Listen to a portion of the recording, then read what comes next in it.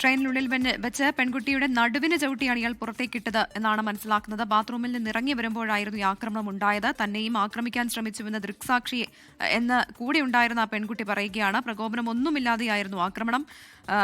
പോലീസിന് മൊഴി നൽകിയിട്ടുണ്ട് കൂടെ ഉണ്ടായിരുന്ന ആ പെൺകുട്ടി. ആലുവയിൽ നിന്നും തിരുവനന്തപുരത്തേക്കുള്ള യാത്രക്കിടെയാണ് ഈ പെൺകുട്ടികൾ ആക്രമണത്തിനിരയായത്. പെൺകുട്ടി തിരുവനന്തപുരം സ്വദേശിയാണ് എന്ന് മനസ്സിലാക്കുന്നു. കൂടുതൽ വിവരങ്ങൾ ലഭ്യമായിട്ടില്ല. മനീഷ് മഹിബാൽ കൂടുതൽ വിശദാംശങ്ങളുമായി ചേരുകയാണ്. മനീഷ്, ഈ പെൺകുട്ടി നിലവിൽ ചികിത്സയിൽ കഴിയുകയാണല്ലോ. ഇവരുടെ ആരോഗ്യനില എങ്ങനെയുണ്ട്?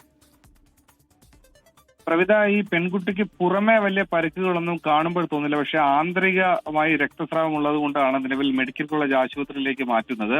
ഇതുമായി ബന്ധപ്പെട്ട് നമുക്ക് ലഭിക്കുന്ന വിവരം, ഇന്ന് രാത്രി 8:29 കേരള എക്സ്പ്രസ് വർക്കലയിൽ എത്തുന്നത്. അവിടെ ആലുവയിൽ നിന്നാണ് ഈ രണ്ട് പെൺകുട്ടികൾ. നിലവിൽ ഈ പെൺകുട്ടിയുടെ പേര് വിവരങ്ങൾ നമുക്ക് ലഭ്യമായിട്ടില്ല. കൂടെ ഉണ്ടായിരുന്ന അർച്ചന എന്ന പെൺകുട്ടിയുടെ ദൃക്സാക്ഷി മൊഴിയാണ് ഇപ്പോൾ നമുക്ക് ലഭ്യമായിട്ടുള്ളത്.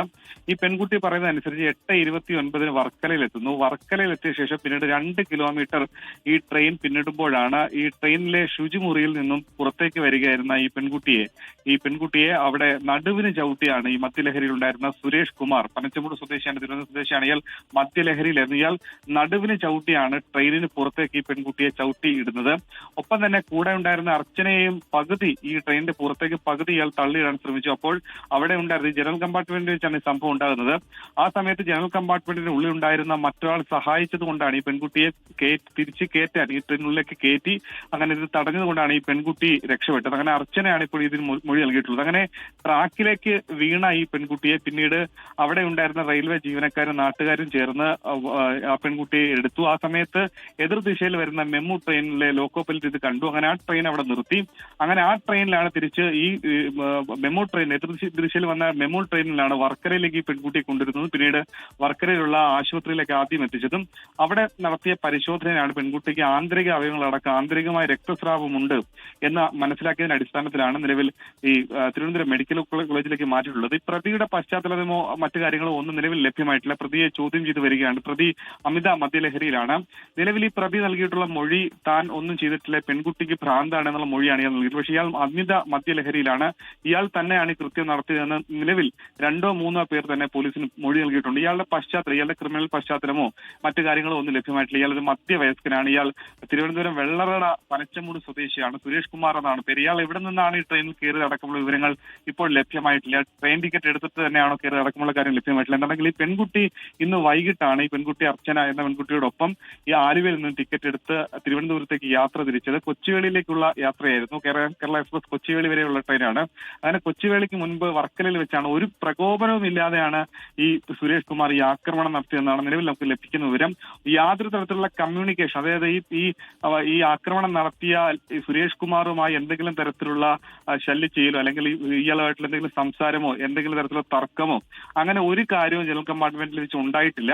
ഇയാളെ ആദ്യമായിട്ട് തന്നെയാണ് ആ സമയത്ത് ചവിട്ടിയെടുത്ത സമയത്ത് തന്നെയാണ് ഈ ദൃക്സാക്ഷി അർച്ചന ഇയാളെ കാണുന്നത് തന്നെ. അങ്ങനെ ഒരു പ്രകോപനം ഇയാൾ ചെയ്യാതെ എന്തിനാണ് പെൺകുട്ടിയെയും ഈ കൂടെ ഉണ്ടായിരുന്ന പെൺകുട്ടിയെയും ഇങ്ങനെ അപായപ്പെടുത്താൻ ശ്രമിച്ചെന്ന് അടക്കമുള്ള കാര്യങ്ങൾ ചോദ്യചിഹ്നമായി തുടരുകയാണ്. നിലവിൽ ഇയാൾ റെയിൽവേ പോലീസിന്റെ കസ്റ്റഡിയാണുള്ളത്. സ്വാഭാവികമായി തന്നെ റെയിൽവേ പോലീസ് വിവരങ്ങൾ എടുത്ത് മൊഴിയെടുത്ത ശേഷം സാധാരണ രീതിയിൽ ലോക്കൽ പോലീസിന് കൈമാറുക എന്നതാണ് രീതി. ഇപ്പോൾ പ്രതിയുടെ മെഡിക്കൽ പരിശോധന അടക്കം നടത്തുകയാണ്. അതിനുശേഷം പ്രതിയെ തമ്പാനൂർ പോലീസിന് കൈമാറുമെന്നാണ് നമുക്ക് ലഭിക്കുന്ന വിവരം. അത്തരം പോലീസ് നടപടികളിലേക്ക് കടക്കുന്നുണ്ട്. എന്താണെങ്കിലും വരുന്ന മണിക്കൂറുകൾ മാത്രമേ ഈ പ്രതിയുടെ പശ്ചാത്തലമോ പ്രതി എന്തിനു വേണ്ടിയിട്ടാണ് ഈ രീതിയിൽ ആക്രമണം നടത്തിയുള്ള ഗുരുതരമായിട്ടുള്ള കാര്യങ്ങളെ പറ്റിയുള്ള അറിയാൻ സാധിക്കുകയുള്ളൂ. ഇപ്പോൾ ഈ പെൺകുട്ടിയുടെ ആരോഗ്യനിലയെ സംബന്ധിച്ച് മെഡിക്കൽ കോളേജിൽ വിശദമായ പരിശോധന നടത്തണം. ആന്തരിക അവയവങ്ങളിൽ എവിടെയൊക്കെയാണ് എന്തൊക്കെ പ്രശ്നങ്ങളാണ് ഉള്ളത്, ഒപ്പം തന്നെ ആന്തരികമായ രക്തസ്രാവം ഉണ്ടെങ്കിൽ തലയ്ക്ക് ഗുരുതരമായ പ്രശ്നങ്ങളുണ്ടോ അടക്കമുള്ള കാര്യങ്ങൾ പരിശോധിക്കുന്നുണ്ട്. പെൺകുട്ടിക്ക് ഗുരുതരമായ പരിക്ക് ആന്തരിക രക്തസ്രാവത്തിൽ നിന്ന് ഉണ്ടായി എന്നാണ് പ്രാഥമികമായി നമുക്ക് ലഭിക്കുന്നത്. ഒപ്പം തന്നെ ഈ പെൺകുട്ടിയുടെ പേര് ഗീത എന്നുള്ള പേരാണ്. പക്ഷെ അത് നമുക്ക് ഉറപ്പിക്കാനായിട്ടില്ല. അത്തരം വിവരങ്ങളൊന്നും നിലവിൽ നമുക്ക് ലഭ്യമായിട്ടില്ല. അങ്ങനെ കേരളത്തെ നടുക്കുന്ന ഒരു സംഭവമാണ് ഇപ്പോൾ ഇന്ന് തലസ്ഥാന നഗരത്തിൽ ഉണ്ടായിരിക്കുന്നത്. അങ്ങനെ വർക്കലയിൽ നിന്ന് 2 കിലോമീറ്റർ മാത്രം ഈ റെയിൽവേ ട്രാക്കിൽ ട്രെയിനിനുള്ളിൽ വെച്ചാണ് ട്രാക്കിലേക്ക് ഒരു പെൺകുട്ടിയെ അതിദാരുണമായി തള്ളിയിട്ട ഒരു സംഭവം ഉണ്ടാകുന്നത്. പെൺകുട്ടിയുടെ ആരോഗ്യനില സംബന്ധിച്ചുള്ള കാര്യങ്ങളൊക്കെ തന്നെ വരുന്ന മണിക്കൂർ ഉണ്ടാകും. ഇപ്പോൾ ഈ അർച്ചനയുടെ മൊഴിയാണ് റെയിൽവേ പോലീസും RPF പോലീസും ഒരുപോലെ രേഖപ്പെടുത്തിയിട്ടുള്ളത്. ഒപ്പം തന്നെ ഈ അർച്ചന നൽകുന്ന മൊഴി അനുസരിച്ച് കൂടെ ഉണ്ടായിരുന്ന രക്ഷിച്ച ഒരാളുണ്ട്. അയാളുടെ അടക്കമുള്ള കൂടുതൽ ഈ ട്രെയിനിൽ യാത്ര ചെയ്ത അടക്കമുള്ള ആളുകളുടെ മൊഴി രേഖപ്പെടുത്താനുണ്ട്. കൊച്ചുവേളിയിൽ വെച്ചാണ് അതായത് ഈ പെൺകുട്ടിയെ തള്ളിയിട്ട ശേഷം ഇയാൾ യാത്ര തുടർന്നു, കൊച്ചുവേളി വരെ യാത്ര തുടർന്നു. അങ്ങനെ അക്രമ സംഭവത്തെ പറ്റി അറിഞ്ഞ ശേഷം പിന്നീട് കൊച്ചുവേളിയിൽ വെച്ചാണ് ഈ പ്രതിയായിട്ടുള്ള സുരേഷ് കുമാറിനെ റെയിൽവേ പോലീസ് കസ്റ്റഡിയിൽ എടുക്കുന്നതും. പിന്നീട് പെൺകുട്ടിയെ ആദ്യം വർക്കലയിലെ ആശുപത്രിയിൽ എത്തിച്ചു. അവിടെ നിന്നും ഇപ്പോൾ മെഡിക്കൽ കോളേജിലേക്ക് എത്തിച്ചിട്ടുണ്ട്.